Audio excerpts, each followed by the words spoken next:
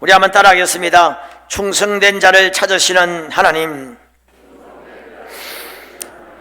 오늘 성령의 열매 7번째, 사랑과 희락과 화평과 오래 참음, 자비, 양선, 충성 7번째, 오늘 중요한 시간이 되겠습니다. 성령의 열매 너무너무 중요하죠. 열매로 그 사람을 안다고 했는데, 성령의 열매가 맺히는 사람이 성령의 사람이죠. 성령의 열매가 맺히는 사람이 성숙한 사람입니다.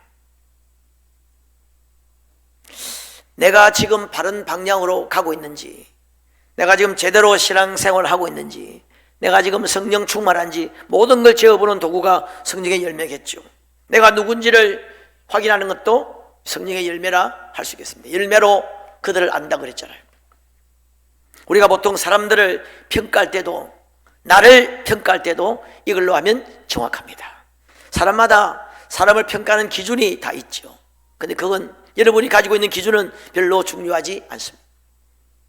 그건 여러분의 생각이고, 여러분의 어떤 신앙관, 인생관일지 몰라도 그건 좀 틀릴 수도 있고, 중요한 건 이겁니다. 성령의 열매, 이것이 평가 기준이다, 이렇게 보면 되겠습니다. 자, 오늘 이 충성 굉장히 중요한 건데, 여러분, 이 성령의 열매는 저번에 한 말씀드렸습니다만은 이게 성령의 열매들 복수로 되어 있지 않고 단수로 되어 있다고 그랬습니다. 단수로 되어 있다는 말은 하나라고 하는 말이죠. 한 주님의 성품이고 한 성령의 열매이기 때문에 이것이 연결되어 있습니다. 이것 따로 저것 따로가 아니라 어쩜 연결되어 있다고 볼 수도 있습니다. 사랑하고 자비를 베풀고 선을 행하고 친절하면 화평해지겠죠. 다 연결되어 있습니다. 충성도 모든 성령의 열매를 다 커버하는 아주 중요한 열매라 생각합니다. 여러분, 충성하면은 딱 먼저 어떤 느낌이 들어와요? 충성, 어떤 모습이 들어옵니까? 일단 우리나라 사람들은 충성하면 열심히 일하는 이런 모습이 좀 들어오죠. 열심을 내는. 근데 물론 그것도 결과로 포함되겠습니다만은 충성은 그것과 좀 다릅니다. 여러분의 이해를 돕기 위해서 우리 분당 우리 교회 이찬수 목사님의 책에 제가 한 부분을 읽어드리면, 우리나라 사람들은 에너지가 많고 열정이 넘쳐서 그런지 모르겠지만 충성을 행위적인 개념으로 생각하는 경향이 있는 것 같아. 헌신하고 땀 흘려 일하고 봉사하는 것을 충성으로 생각하는 것이다.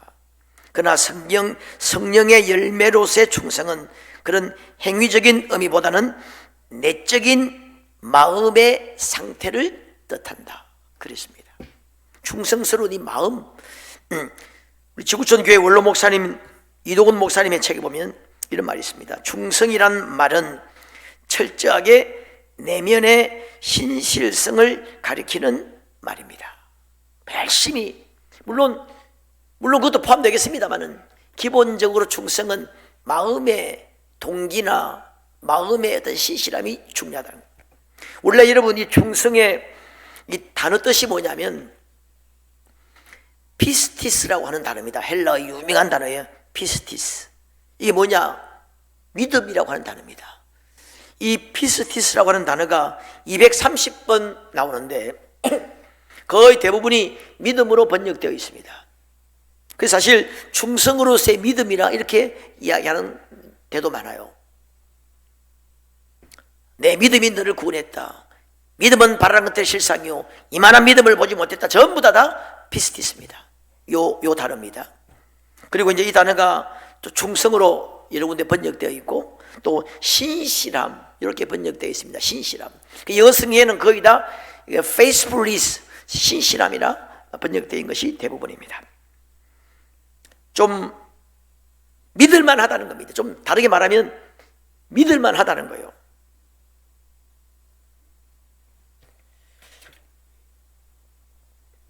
누가 믿을만 하냐? 그 주인이 믿을만 한 거죠. 우리의 주인은 주님이잖아요. 그 주님이 믿을만 한 사람, 그 충성스러운 사람입니다. 여러분 주님을 믿습니까? 예, 참 감사한 일인데 주님도 우리를 믿을 수 있어요. 주님이 믿을 수 있는 사람. 좀 다르게 말하면 주님과 뜻을 같이 하면서 주님의 말을 잘 듣는 거예요. 주인의 말을 잘 듣는 사람, 이게 충성입니다. 단순히 열심, 이것만 아니에요. 물론 주님이 시키는 것은 열심히 하겠죠. 주님이 열심히 하라고 하면 열심히 해야 되겠죠. 그런데 만약에 주인이 시키지 않는 일을 열심히 하면 이건 좀 문제겠죠. 심지어 주인이 하지 말라고 하는 일을 열심히 하면 이건 심각합니다. 역적이죠. 여러분, 주인이 쉬라고 하면 쉬는 게 충성이죠. 주인이 놀아라 하면 노는 게 충성입니다. 예를 들면 회사가 있다. 회사에서 뭐 좋은 예가 될지는 모르겠습니다만 이번에 우리가 좀 회식을 하자. 좀 직원 단합대를 위해서 좀 놀면서 회식을 하자 그랬습니다. 그러면 그렇게 하는 것이 충성이에요. 근데 나는 회식 무슨 회식? 나는 일할래. 요건 역적입니다. 이런 사람이 항상 회사에 문제를 일으키죠. 충성은 여러분 주인과 마음을 같이 하는 겁니다. 먼저 주인을 사랑하고 주인을 신뢰하고 그분의 뜻을 늘 살피고 주인이 무엇을 원하는지 주인의 생각이 뭔지를 살피는 것이 충성이에요.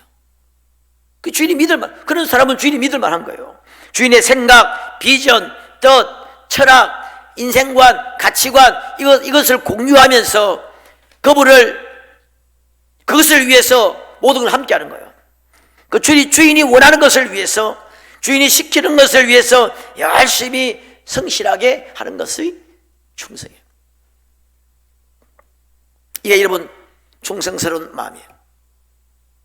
여러분 충자는 이 한문으로는 가운데 중자의 마음은 심자죠. 마음 중심이 주님께 가 있는 거예요. 중심이 주님께 가 있는 겁니다. 이게 충성된 마음이죠. 빌립보서 1장 8절에 내가 예수 그리스도의 심장을 가졌다고 그랬습니다. 이 예수 그리스도의 심장을 가졌다, 이 말이 충성을 좀 다르게 표현하면 이렇게 표현할 수 있습니다. 바로 예수 그리스도의 심장이 있는 사람, 그분의 생각과 뜻이 같은 겁니다. 여러분, 바울이 디모데를 보내면서 디모데를 보내는데 디모데는 바로 나다 그랬습니다. 나와 같이 너희에게 사정을 완벽하게 제대로 전할 사람은 디모데밖에 없다. 내가 디모데를 보내는데 쉽게 말하면 디모데는 바로 내다. 내가 정말 그 친구는 믿을 수 있다.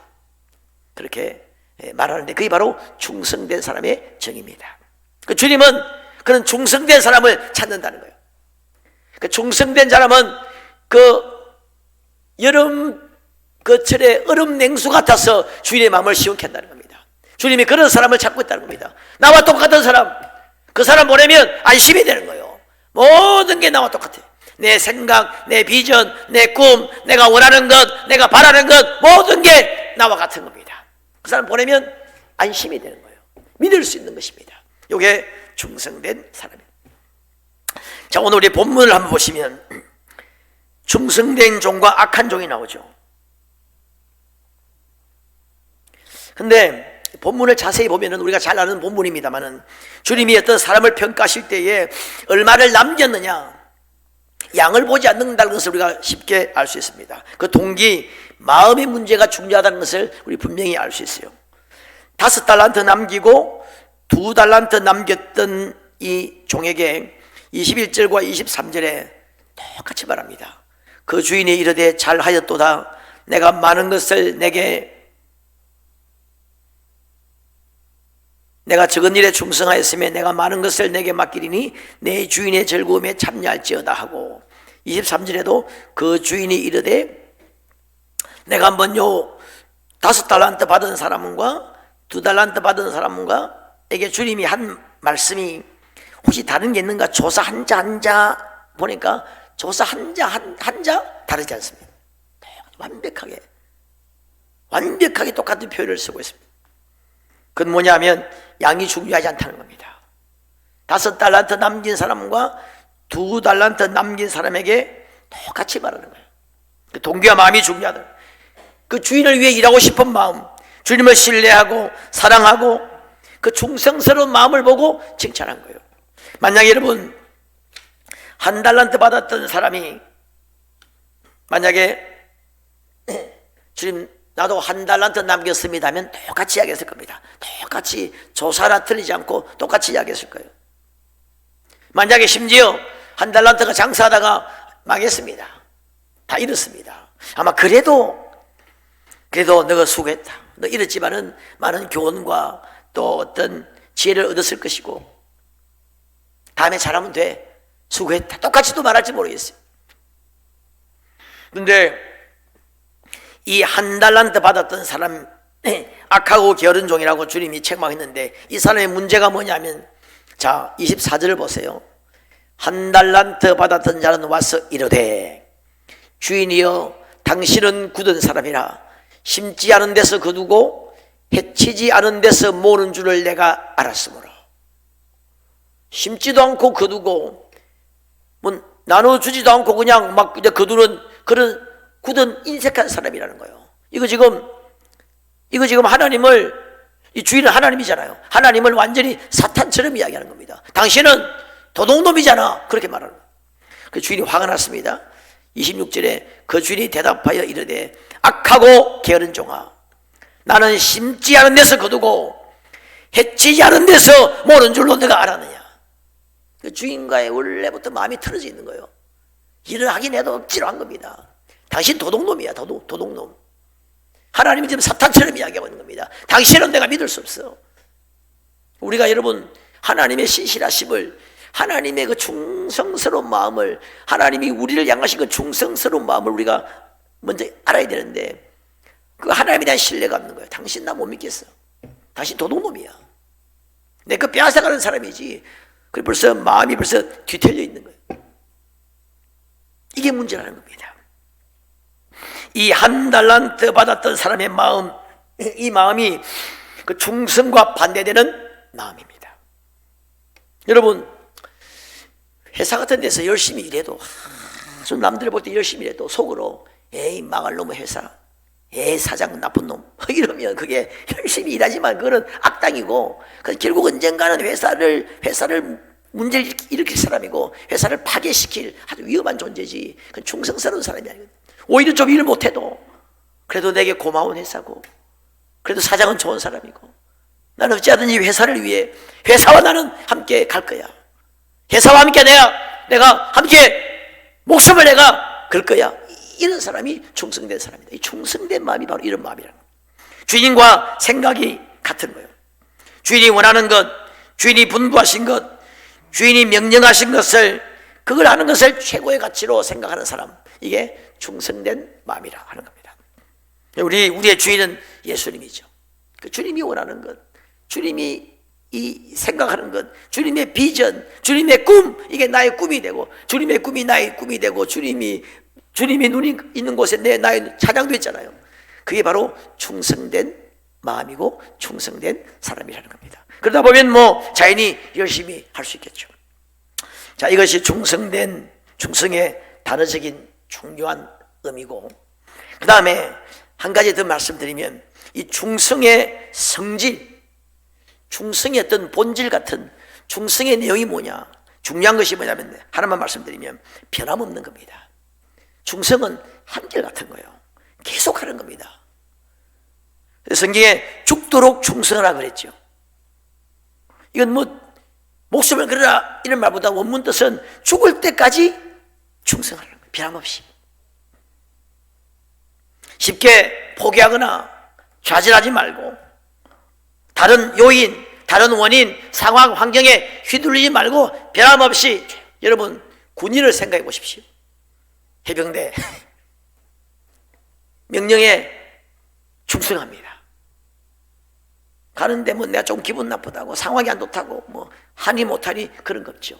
그런 것처럼 이 충성의 어떤 성질은 변함없이 하는 겁니다. 쉽게 포기하지 않는 거예요. 다른 이런 어떤 요인 이런 것 때문에 여러분 쉽게 포기하거나 그만두지 않는 것이 충성의 특징입니다.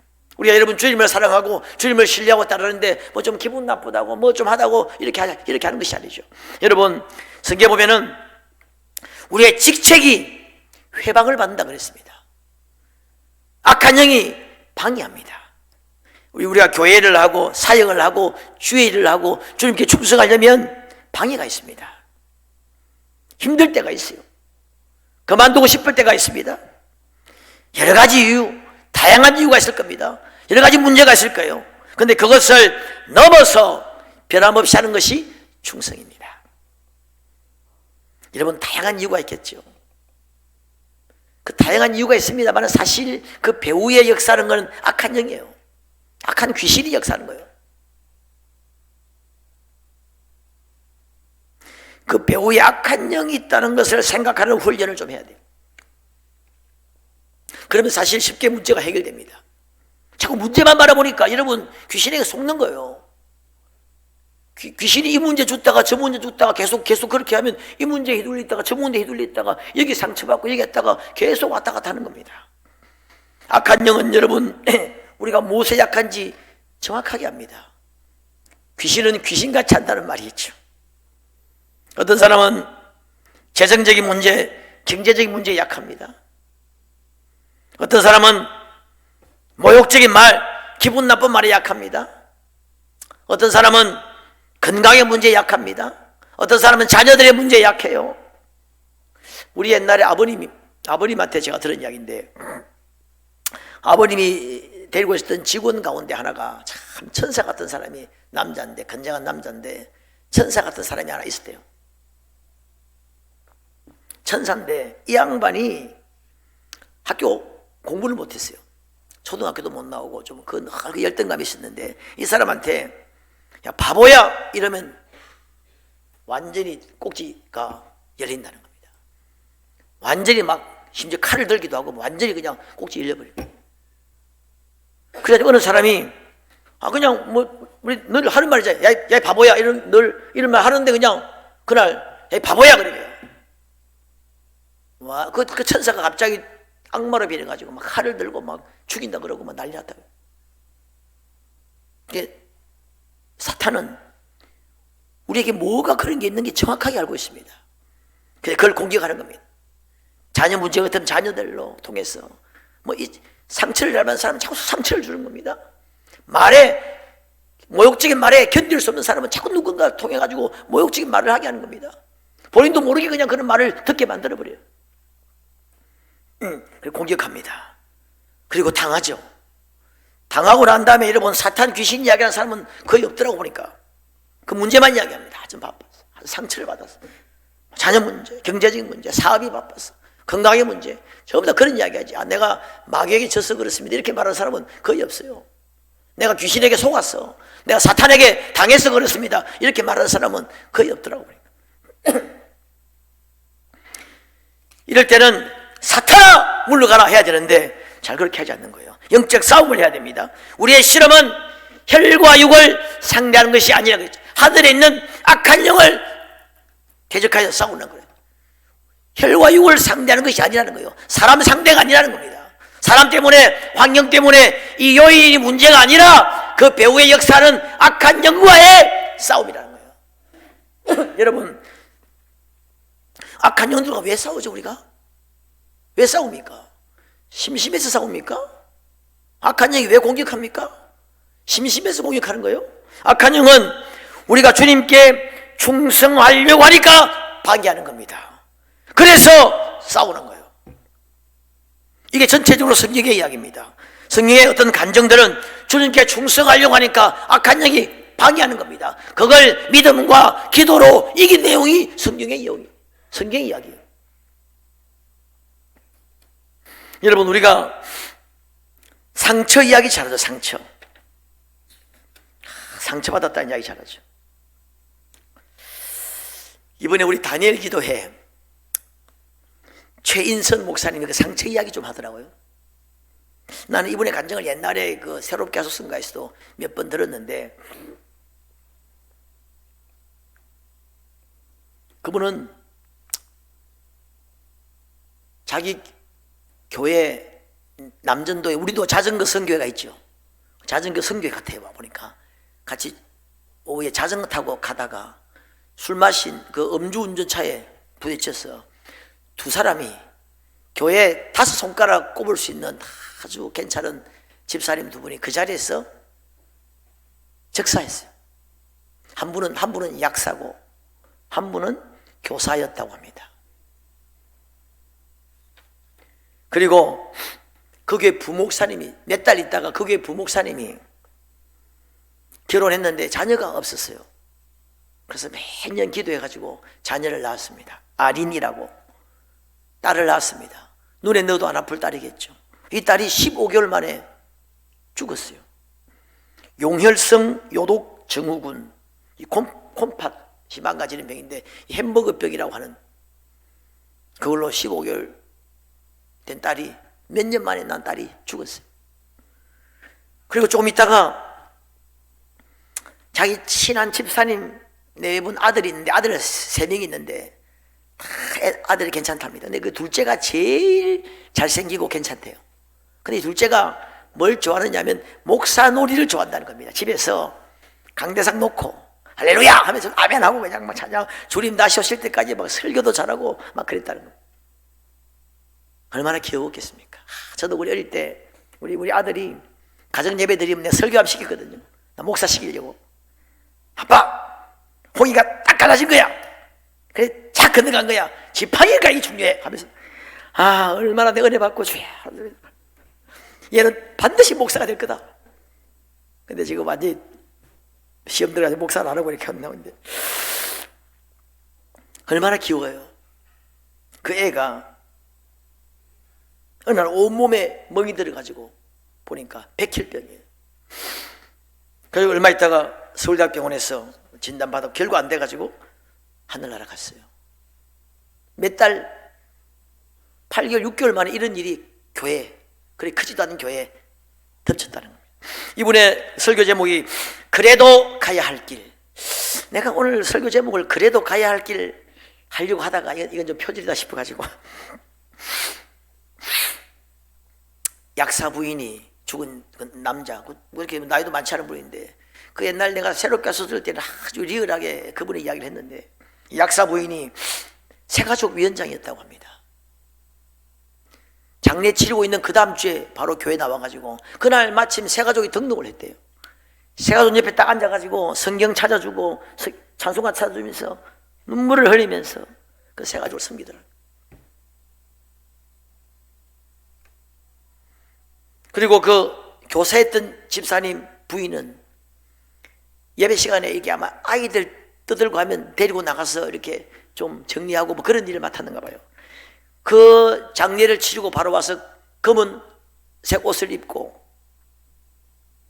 마침 그날 아기가 예배 시간에 울더라는 겁니다. 확 딱 와가지고 아기를 다 안고 또 나가가지고 아기를 달래고 하면서 그렇게 하더라고요. 검정 옷을 입고.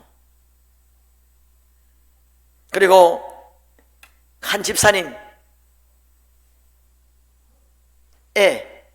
둘째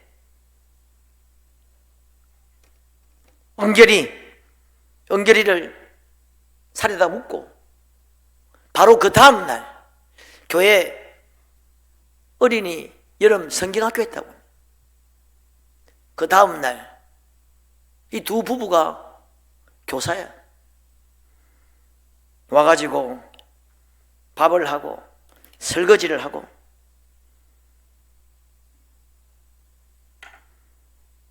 청소를 하고 이런 성약을 준비하면서 바로 전날 장례 치르고 와가지고 아이들이 뛰노는 모습 보면 은결이 생각이 안 났겠습니까?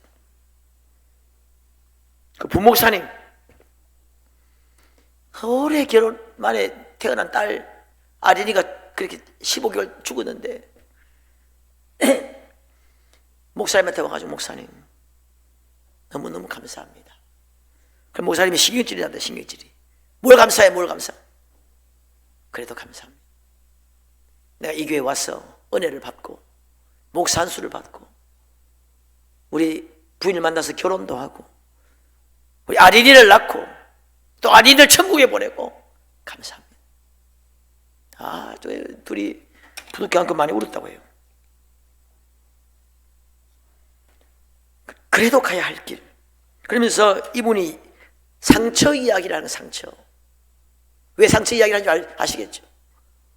사람들 요즘 상처 이야기 많이 한다는 거예요. 상처받았다는 이야기 많이 한다는 거예요. 뭐 상처냐? 말 한마디 기분 나쁜 이야기 많이 들었다는 겁니다.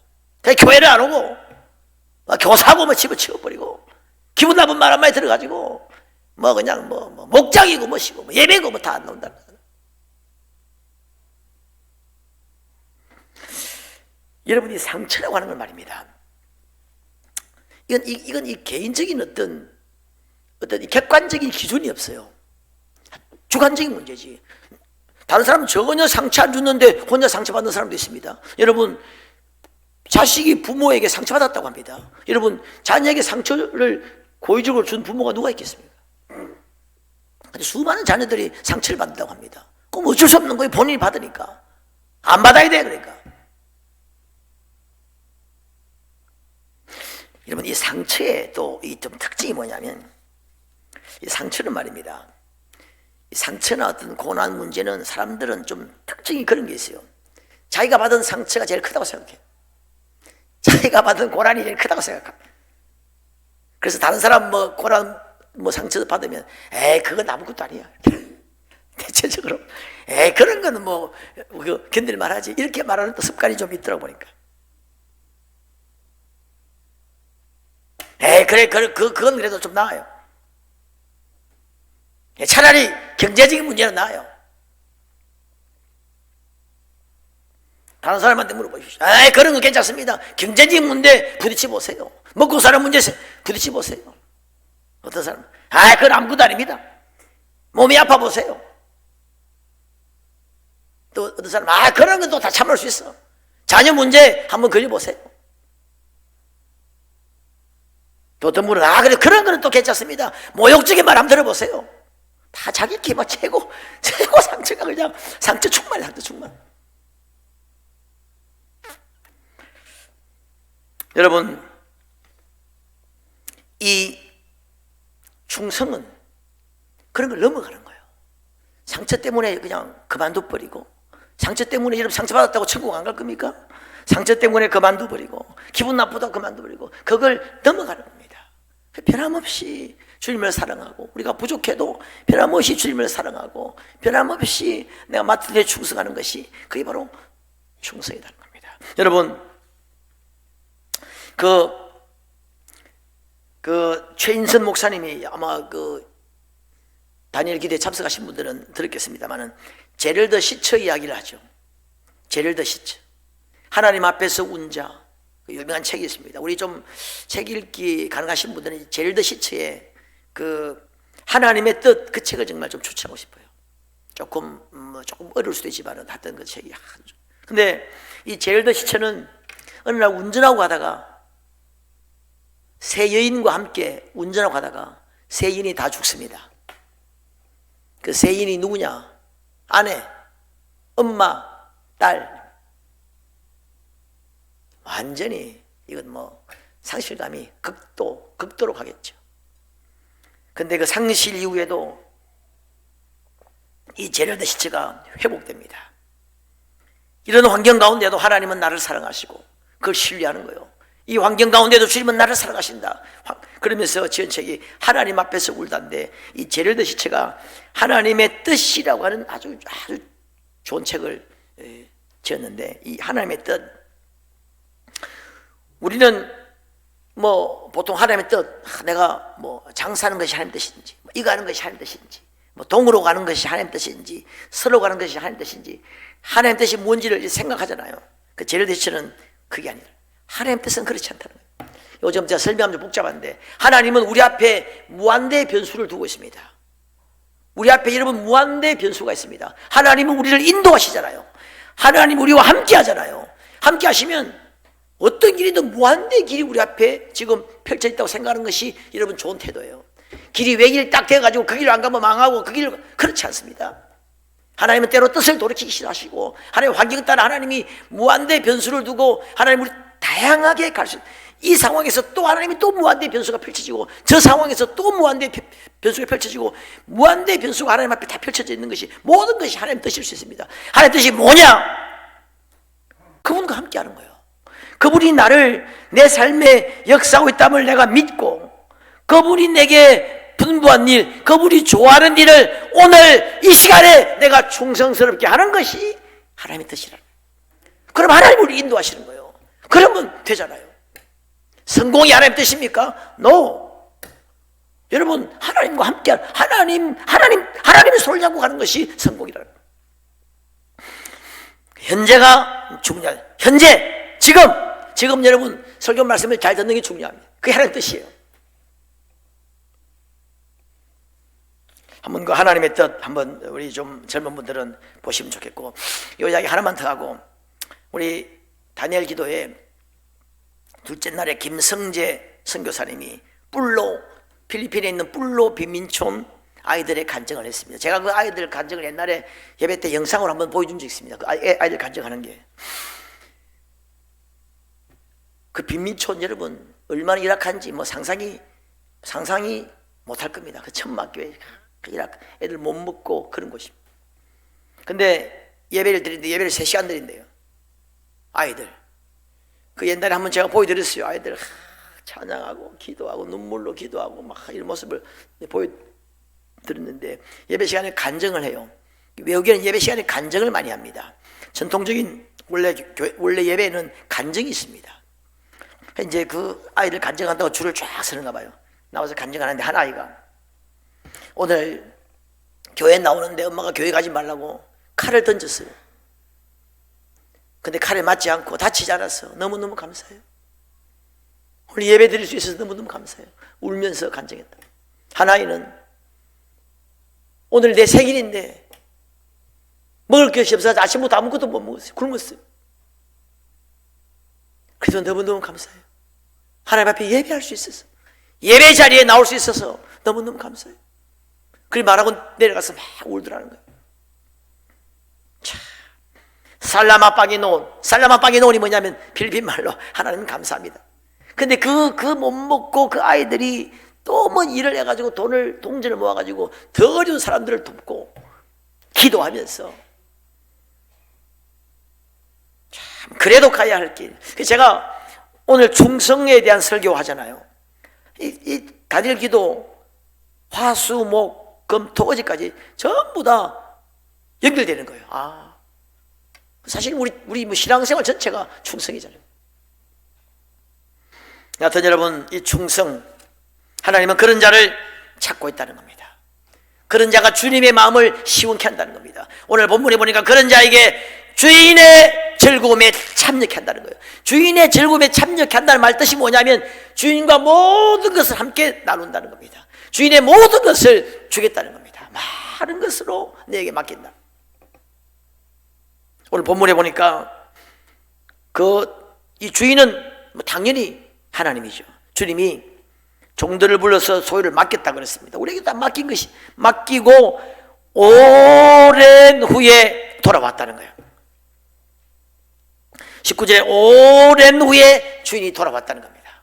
충성은 오랫동안 충성한 자에게 주님의 보상이 있습니다. 여러분, 그런 것들 좀 넘어가는, 변함없이 주님을 사랑하고, 비록 우리가 부족하고 비록 우리가 연약해도 그 주님을 신뢰하고, 주님은 우리보다 우리를 더 사랑하시는 분이라는 것을 우리가 믿어야 돼. 한 달란트 받았던 사람 인색하고 그런 사람이 아니라 30배, 60배, 100배의 복을 주시는 분이고 영혼을 주시는 분이고 갚아주시는 분이고, 그런 분을 우리가 신뢰하고, 나보다 나를 더 사랑하시는 분이라는 것을 신뢰하고 충성하면서 나가면 하나님의 놀라운 은혜와 축복이 있습니다. 저는 종종 무슨 이런 드라마나 영화 같은 거 이렇게 보면은 그 깡패들 말입니다. 조폭들 이야기에 자주 나오잖아요. 그 깡패 두목에게, 그 조직에게 얼마나 충성하는지. 죽으라면 죽는 신유까지 내는 겁니다. 심지어 목숨을 버려요. 그 옛날에 보니까 조직 보스가 사람을 죽였는데 자기가 죽였다고 감옥에 가더라고. 그리고 어떤 단체에 막 출석하는 그런 모습 보면서 저게 도대체 저 스피릿이 도대체 어디서 나온 충성심인가? 저게 뭔가 궁금했어요. 또 답을 못 내렸습니다. 사탄이 주는 충성심인가? 저게 뭘까 저게 도대체? 뭐 세뇌가 돼서 그렇나? 김정은이 북한 주민들 막 그냥 막 울고 막 나오니까 막 너무 흔들다가 막 울어. 저게 뭘까 저게? 뭐 세뇌고 하여튼 뭔가 좀 저도 답은 잘 모르겠습니다만은 중요한 건 확실히 아는 건 뭐냐? 주님을 향한 그 마음은 성령의 열매라는 겁니다. 주님을 향한 그 마음은 성령이 주시는 거예요. 우리가 그 마음을 받으면 얼마나 축복이겠습니까? 주님을 사랑하고 주님을 신뢰하고 주님이 원하는 일, 내가 부족하면 부족한 대로, 그럼 하나님이 필요한 자에게는 은사도 주시고 지혜도 주시고 재물도 주시고 줄 거 아닙니까? 그러니까 그분과 함께 가면 그분의 즐거움에 참여하면서 정말 영광을 누리고 영혼을 누리면서 멋진 인생을 살아갈 수 있다는 겁니다. 여러분, 충성스러운 여러분 되시기를 주님의 이름으로 축원합니다.